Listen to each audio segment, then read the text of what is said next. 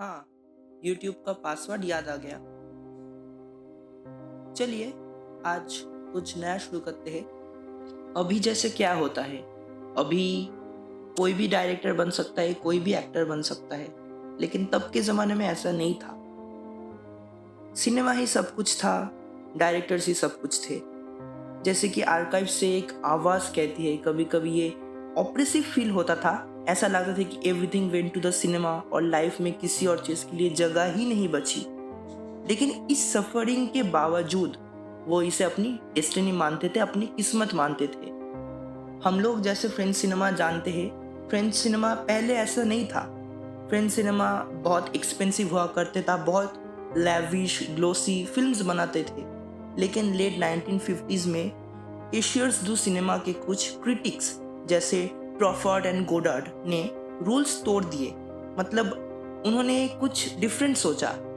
वो बजट कम करना चाहते थे, लेकिन आर्टिस्टिक लेवल बढ़ाना चाहते थे। जो अभी के फिल्मों में बजट बहुत ज़्यादा होता है और आर्टिस्टिक लेवल कम होता है। हैंड हेल्ड कैमरास उठा लिए, स्टूडियोज के बजाय आउटडोर शूट किया, नेचुरल साउंड यूज़ किया और म्यूज़िक का यूज़ बहुत ही डिस्क्रीट तरीके से किया। ये सिर्फ टेक्निक नहीं थी, ये एक आज़ादी मतलब लिबर्टी थी। मेटा सिनेमा को समझने के लिए हमें ये देखना होगा कि ये लेजेंड्स पहले फैंस थे। ट्रॉफर्ड और चाबोल अपने आइडल अल्फ्रेड हिचकॉक का इंटरव्यू लेने गए थे। कहानी ये है कि वो हिचकॉक से मिलने इतने एक्साइटेड थे और सनलाइट से इतने डेजल थे कि उन्होंने सामने जमे हुए तालाब मतलब वो देखा ही नहीं और सीधा उसमें गिर गए। जब वो पानी में डूब रहे थे, ट्रॉफर्ड ने अपनी जान बचाने के बजाय चाब्रोल से चिल्लाकर पूछा, have you save the tape recorder? क्या तुमने टेप रिकॉर्डर बचा लिया? सालों बाद हिचकॉक मजाक में कहते थे कि जब भी उनकी विस्की में 2 आइस क्यूब स्टिंकल करते थे, उन्हें इन दिनों की याद आती है। यह है फ्रेंच सिनेमा का पागलपन, सिनेमा के लिए जान जाने को भी तैयार। इस ऑब्सेशन ने एक अल्टीमेट मेटा रेफरेंस को जाम दिया।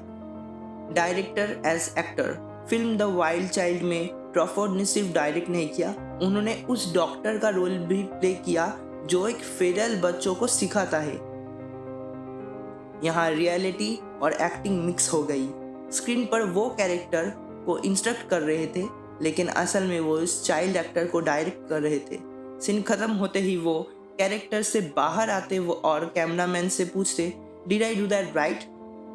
Was the arm in the right place? उनका मानना था कि वो एक्टिंग नहीं कर रहे थे, बस एक सिचुएशन को जी रहे थे। फ्रेंच सिनेमा गुड्स और बैड्स के बीच का बैलेंस है। The good, Jean Paul Belmondo, वो कूल रेबेल थे जिनकी मूवी का मतलब था guarantee of a good time. उनकी wonderful wonderful Jean Paul smile पूरी दुनिया में फेमस थी।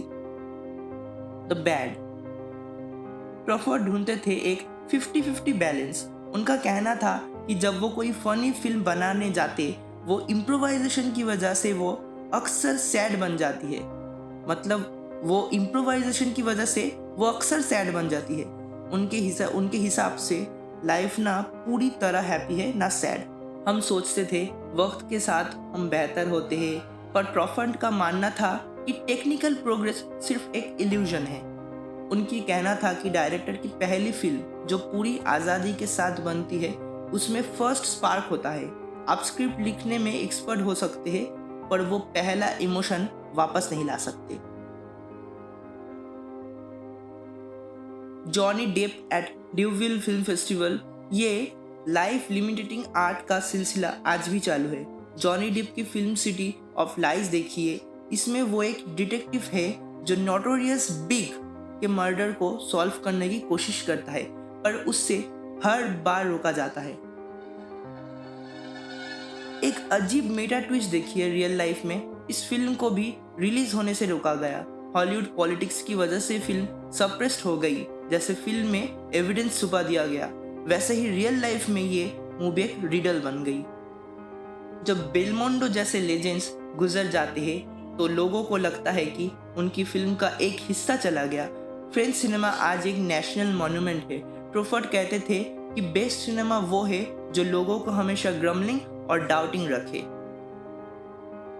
हैंडहेल्ड कैमरा से लेकर मॉडर्न फेस्टिवल्स तक यह कहानी है उन स्माइलिंग फिलोसोफर्स की जिन्होंने सिनेमा को सिर्फ बनाया नहीं बल्कि उसे जिया।